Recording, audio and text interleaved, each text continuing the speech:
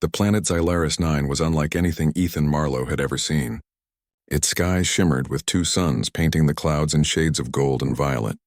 Towering crystal spires pierced the horizon, reflecting light like giant prisms. For a human soldier used to gray, dusty landscapes, it was breathtaking and a little intimidating. Ethan adjusted his armor, feeling the familiar weight across his shoulders. He had trained for combat, for protection, for emergencies, but nothing had prepared him for this. The mission was simple on paper: serve as a peacekeeper during diplomatic talks between humans and the Xylaris, a highly advanced alien species known for their intelligence and strict code of honor. In reality, he knew that any interaction with them could spiral into something unpredictable. He moved through the bustling plaza, his eyes scanning the crowd. Xylaris citizens moved gracefully, their long limbs and shimmering skin glinting under the twin suns. Humans mingled cautiously, trying not to seem intrusive. Ethan's focus, however, was on the child in the crowd, a small Xylaris girl with silver eyes and hair that flowed like liquid moonlight. She was clearly nervous, staying close to the guards around her. Ethan noticed it immediately. Even among her own kind, she seemed uncertain. Something about the way she clutched a small crystal amulet around her neck drew his attention. He didn't know why, but he felt a protective instinct stir deep inside him. Then it happened. A sudden energy storm tore across the plaza. Winds whipped like living blades, and glowing shards of crystal began to fall from the spires above. The crowd screamed in panic. Humans and Xylaris alike scrambled to find cover. Ethan's training kicked in instantly. "Get down! Cover yourselves!" he shouted, grabbing a nearby civilian and pulling them to safety. But then he saw her, the little Xylaris child, separated from her guards and frozen in fear. Without thinking, Ethan sprinted toward her, dodging shards of crystal and twisting wind. "Stay behind me," he yelled as he scooped her up. She clung to him instinctively, her tiny hands gripping his armor. The wind tried to push them apart, but Ethan held her close, pressing her to his chest. Every step was a battle, each movement calculated to avoid the falling debris. A massive shard of crystal hurtled toward them. Ethan raised his arm instinctively, taking the impact himself. Pain shot through his shoulder, but he didn't let go. Not once. Finally, he found cover behind a collapsed pavilion. The storm raged around them, but here they were safe, at least for the moment. The child looked up at him, her silver eyes wide. She whispered a word he didn't understand, but the tone was clear. "Gratitude." Ethan smiled despite the pain. "You're safe now," he said simply. That was all he could promise. When the storm finally passed, the plaza was in ruins. Crystal shards littered the ground and the air smelled faintly of ozone. Humans and Xylaris alike emerged from hiding, shaken but alive. Ethan set the child down gently, but she refused to let go of him.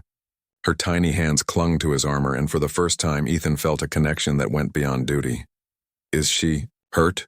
one of the Xylaris guards asked, their voice smooth and melodic. "No," Ethan replied. "She's okay, but she needs someone to watch over her." The guard hesitated, then nodded. "She seems attached to you." That was an understatement.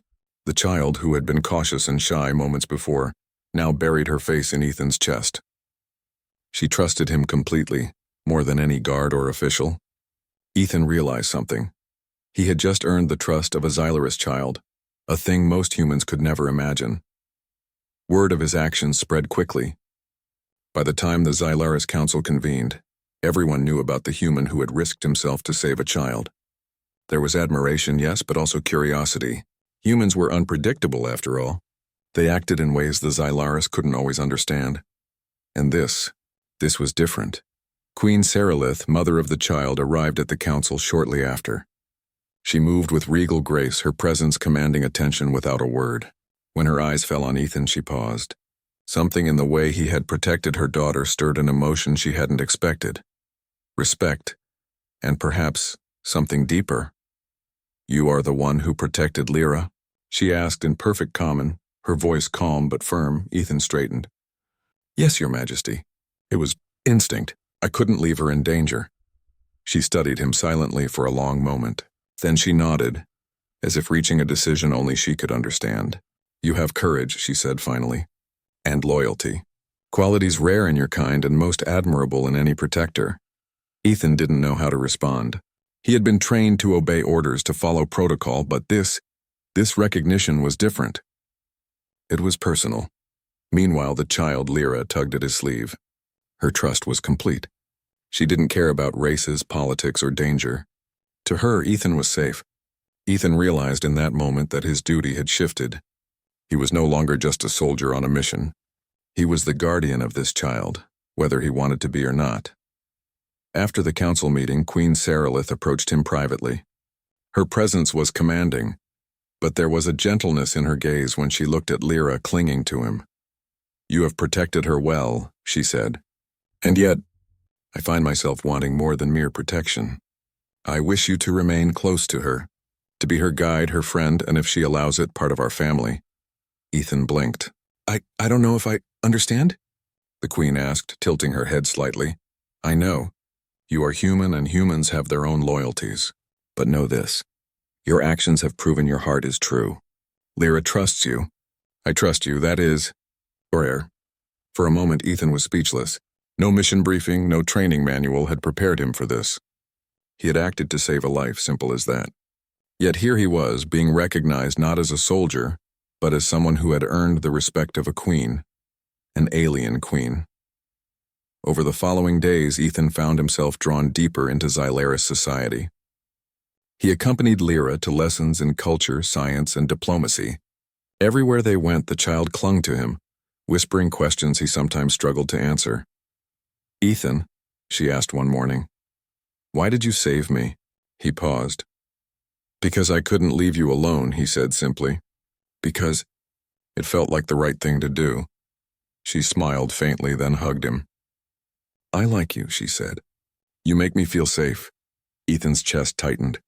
He had trained for danger, for war, for survival, but never for the bond of trust that could form between a human and an alien child.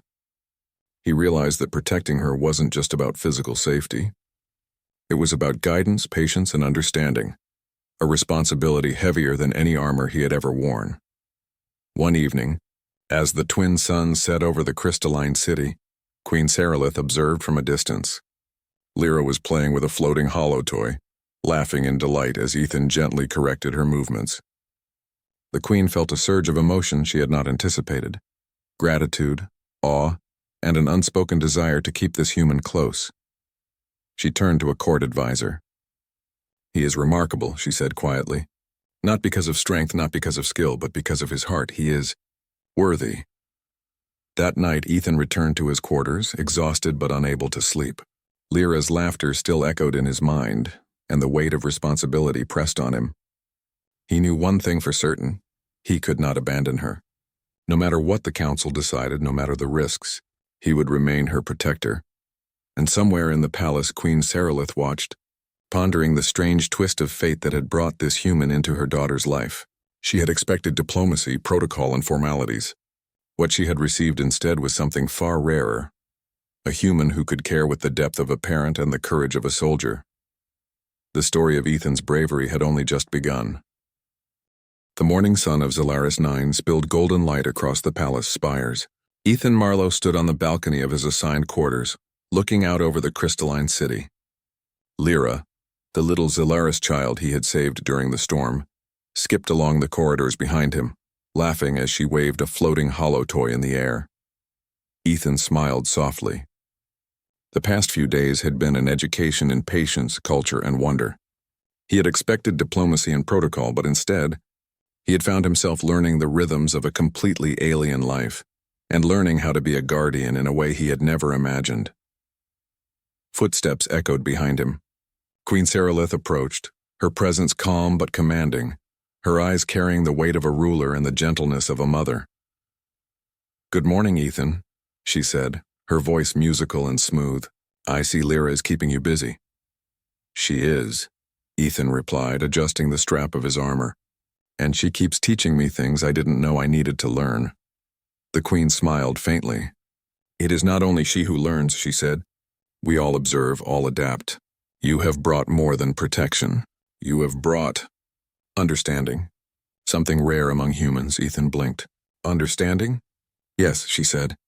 "You acted without hesitation. Not because we told you to. Not because it was a command, but because it was right. That is rare even in our people, and it has changed how many here view humans. Her words sank in. He had always trained to follow orders, to protect, to survive. But this recognition from an alien queen was far more powerful than medals or commendations. Learning a new world over the next weeks, Ethan became a regular presence in Lyra's life. He accompanied her to lessons in Zilara's history, culture, and language. He learned to move gracefully in the palace corridors, how to greet dignitaries, and how to interpret the subtle expressions of the Zilaris people. Lyra adored him. Her silver eyes would light up whenever he entered a room. She asked endless questions, some about human life, some about alien customs. Ethan answered them all, often with patience that surprised even himself. "You humans don't eat like us," Lyra noted one afternoon, tilting her head at his meal. "We don't," Ethan said with a grin, "but we like our food in other ways. Sometimes it's spicy, sometimes it's sweet, mostly it's messy." Lyra giggled, her laughter echoing through the hall. Ethan realized something. These moments of shared joy, of simple understanding, were just as important as any act of bravery he had performed in the storm. One evening, while helping Lyra with a holographic star map, Ethan noticed how quickly she absorbed knowledge. She had a natural curiosity and intelligence that rivaled the best students he had ever seen. Yet she remained humble, always seeking guidance, always trusting him. "Ethan," she asked softly, "do you think humans can be like Xylaris? Gentle, strong, wise?" Ethan paused. "I think humans can be anything," he said finally. "We make mistakes, yes, but we can also care more than we sometimes believe. And sometimes a single choice can show who we truly are." Lyra nodded thoughtfully. She looked at him with quiet admiration, and in that moment Ethan realized the depth of his responsibility.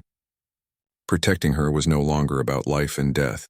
It was about shaping a bond, building trust, and setting an example. The Queen's observation, Queen Saralith, observed Ethan's growing bond with her daughter from a distance. She had expected him to act with skill, to obey orders, to fulfill his duty. What she had not expected was the depth of empathy and loyalty he displayed. During a private meeting with her advisors, she spoke quietly. "He is remarkable," she said. "Not for his strength nor for his knowledge, but for the heart he shows toward my daughter. He is a human, yet he embodies the qualities we value most in our own people: courage, loyalty, and compassion." Her advisor inclined his head. "It is unusual," he noted. "Humans are capable of such actions, but few have demonstrated this level of understanding and care." The Queen's eyes softened. "It is more than unusual, it is rare, and it cannot be ignored. Lyra trusts him completely. We must honor that trust."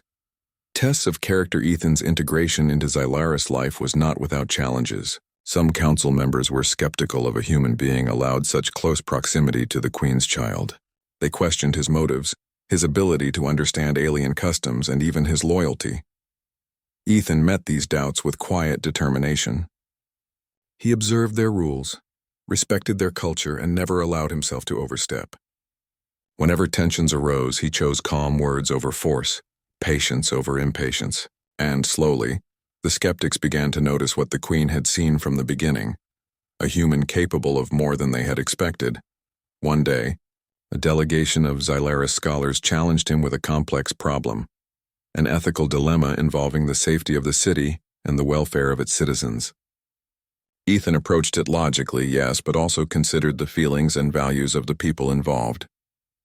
His answer satisfied not only the scholars, but also demonstrated a blend of human ingenuity and moral insight. The council members who had doubted him began to nod in respect. Lyra clapped her hands in delight, clearly proud of her guardian. Ethan felt a quiet satisfaction, not from praise, but from knowing he was truly earning his place. The Queen's proposal. After months of observation, Queen Saralith called Ethan to a private audience. Lyra, of course, followed.